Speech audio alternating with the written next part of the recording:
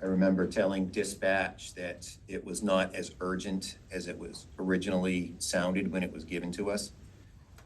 When dispatch received the information, it was reported that it was time sensitive.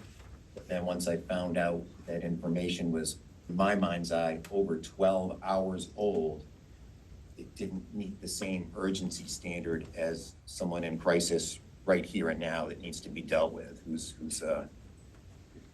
half a day had gone by in my mind's eye at that point. So I did communicate that to dispatch.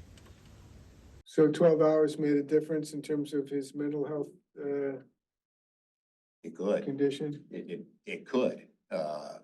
I don't know whether it did or not. It could. But you assumed it did? I assumed that the 12 hours that had gone by didn't meet the same urgency standard as someone, help, please get here now, versus, hey, I want to tell you about this thing that happened half a day ago, or yesterday, or the day before. In my training education experience, it's de-escalation. You're telling me this person's going to be agitated by the presence of a uniformed deputy? Let's do it another way. How can we get this person to the hospital? How can we get them the help they need?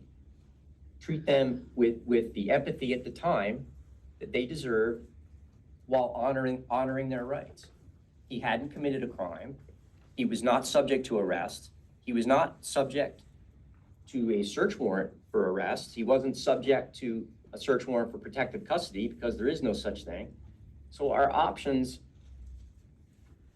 are limited by the law, limited by policy, limited by the rules, but open-ended to the point where it's officer discretion.